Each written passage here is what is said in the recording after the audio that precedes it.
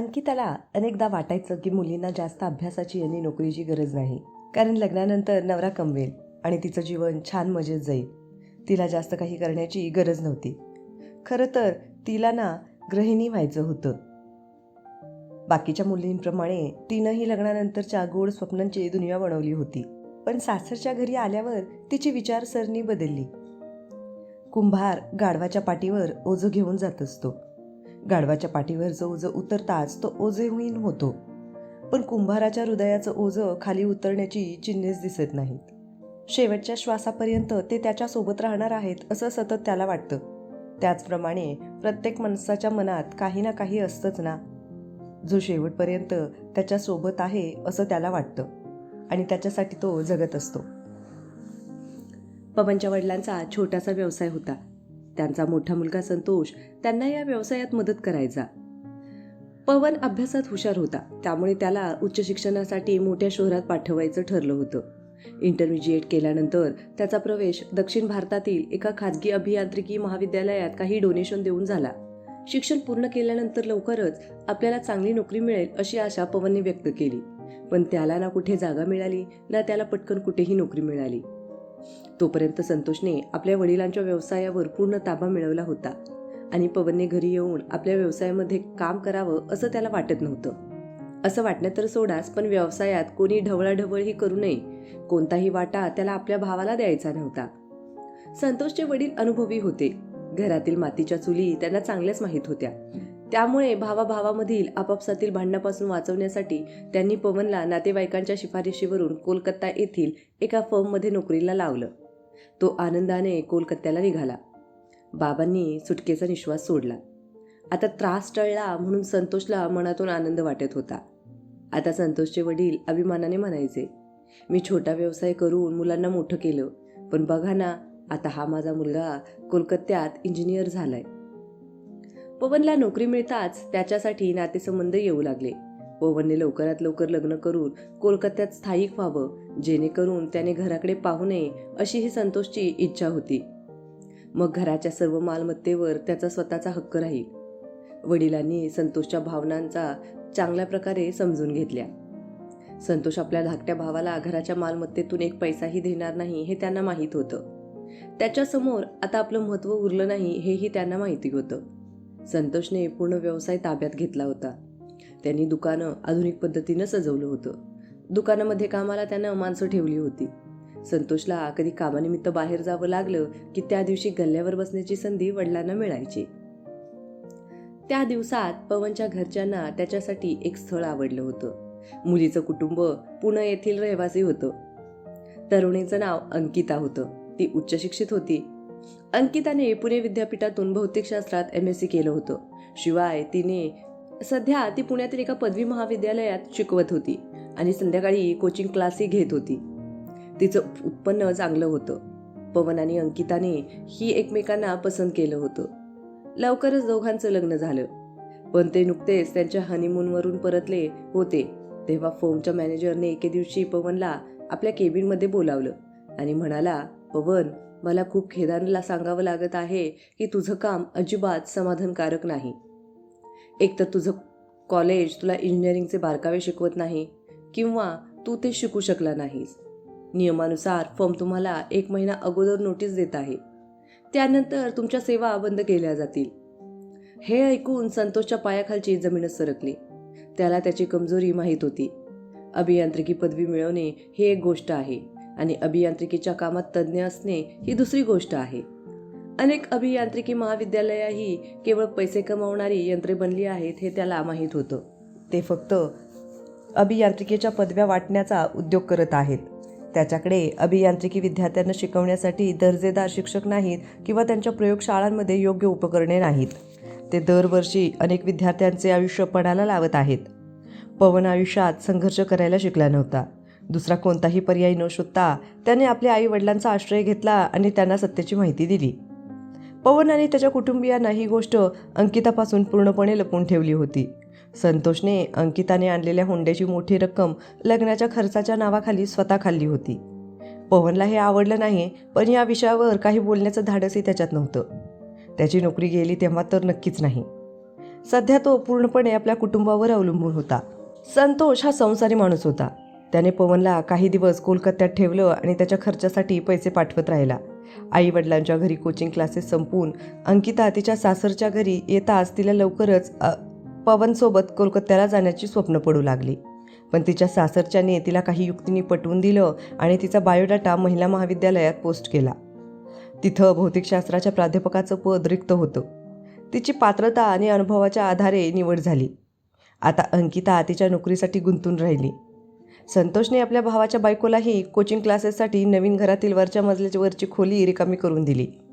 पुण्यामधील कोचिंग क्लासप्रमाणेच इथला क्लासलाही छान प्रतिसाद मिळाला आणि तिचा क्लास छान चालू लागला. तिच्या पायात घातलेली ही दुसरी बेडी होती. मग एक दिवशी सासू तिला खूप हुशाराने म्हणाली, अंकिता बाळा, आता तुझं छान काम इथं बसलं आहे. आता तू कुठंही जाण्याचा विचार करू नकोस. मी तुला सांगते, तू पवनला आपण इथं बोलव. तो तिकडे तू इकडे, हा एकटेपणा तुला चावत असेल. सासूच्या बोलण्याचा अंकिताच्या मनावर खोल परिणाम झाला. कोलकात्यात अशी नोकरी मिळेल का असा विचारही तिला येऊ लागला. पवन तिथली नोकरी सोडायला तयार आहे की नाही असं विचार तिच्या मनात येत होते. पण सासूच्या बोलण्यात तथ्य आहे हे तिला माहीत होतं. म्हणूनच या संदर्भात पवनशी बोलले असता त्याने लगेचच घरी परतण्यास होकार दिला. अशा प्रकारे अंकिताच्या सासरच्या मंडळींची रणनीती कामी आली. पवन घरी परतला. त्याच्या नोकरी जाण्याची खबर कोणालाच कळू दिली नाही.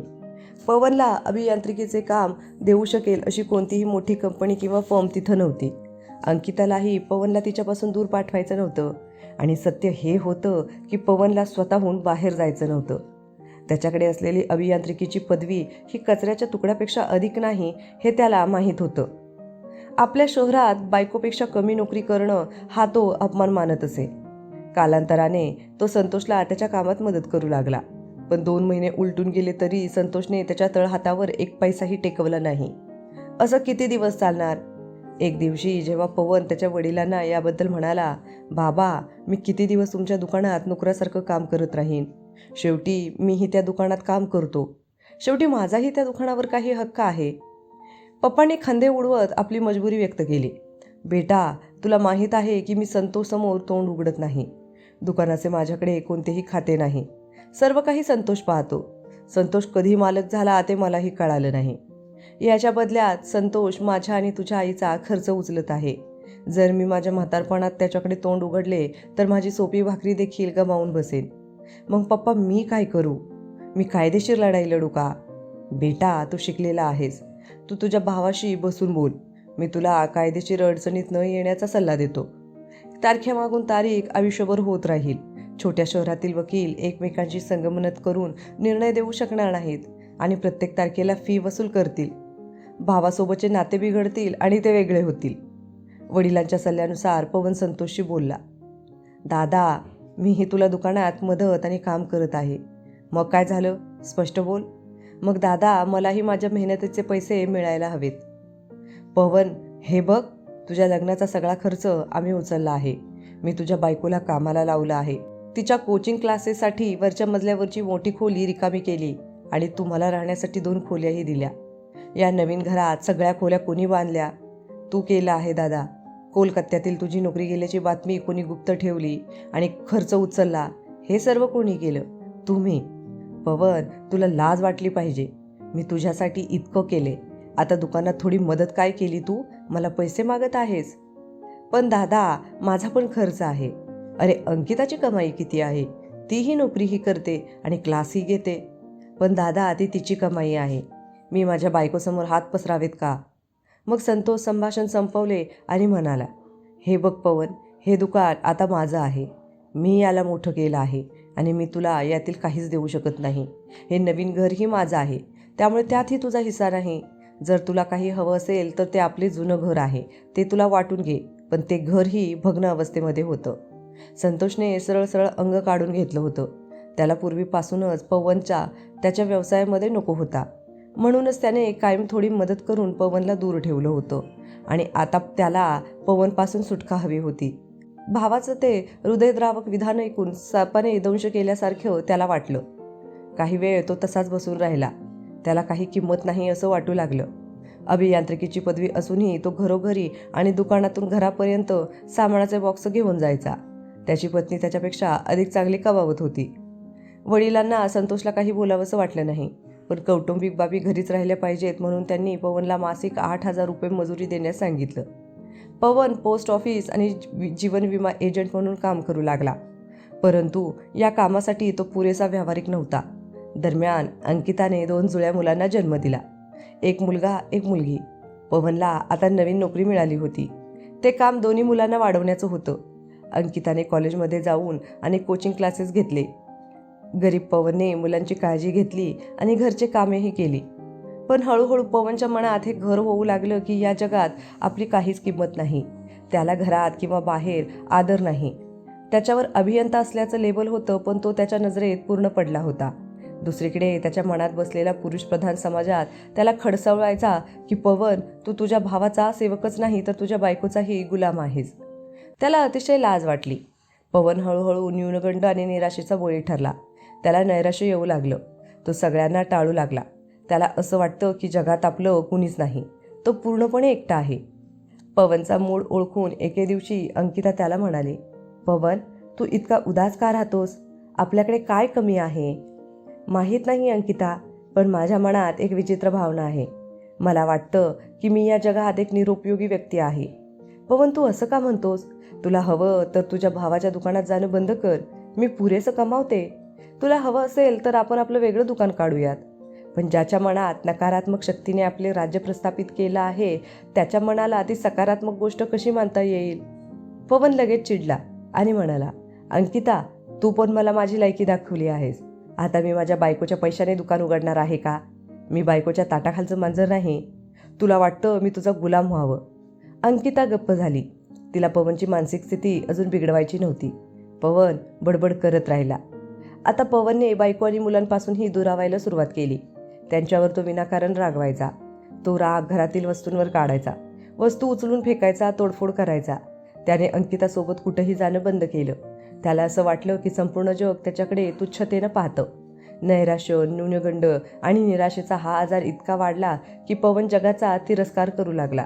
या जगात जगणं व्यर्थ आहे असं त्याला वाटलं. आपण या जगाचा निरोप घेतला पाहिजे. अंकिता कॉलेज आणि मुलं शाळेत गेली होती. तो त्याच्या खोलीत एकटाच होता. त्याने पंख्याला जाड दोर टाकून लटकण्यासाठी फाशीची तयारी केली आणि क्षणाचाही विलंब न लावता त्याने फास घेतला. काही वेळातच त्याचे आयुष्य संपले. अंकिताची दुनिया उजाड झाली होती. मात्र पवनच्या आत्महत्येचं वृत्त कोणीही स्वीकारू शकलं नाही. जेवढे तोंडी होती तेवढ्याच गोष्टी. अशा परिस्थितीत नकारात्मक गोष्टींचा प्रभाव अधिक असतो. जे बिनाबुडाच्या गोष्टी बोलत होते ते म्हणत होते, काय म्हणायचं आहे? ज्याची बायको तरुण पोरांना शिकवते तो मरेल नाही तर तो काही जिवंत असेल का?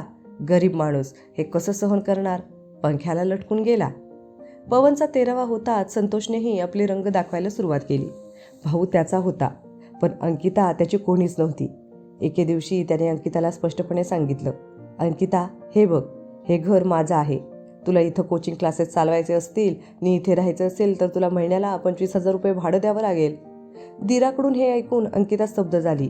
हे सासरच्या मंडळींना सांगितल्यावर त्यांनी मुलाचीच बाजू घेतली आणि म्हणाली, अंकिता, हे घर फक्त संतोषच आहे.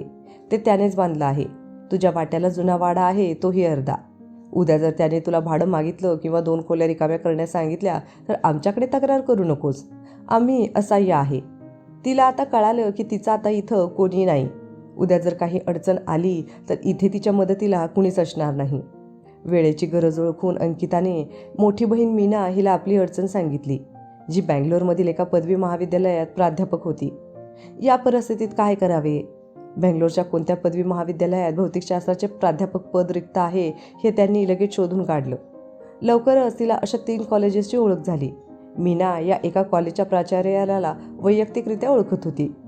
अंकिताची मुलाखत घेऊन तिची पात्रता आणि अनुभवाच्या आधारे निवड झाली. मीनाची ही शिफारसही चांगलीच चालली. आता अंकिताने तिच्या मुलांसह सासर सोडलं.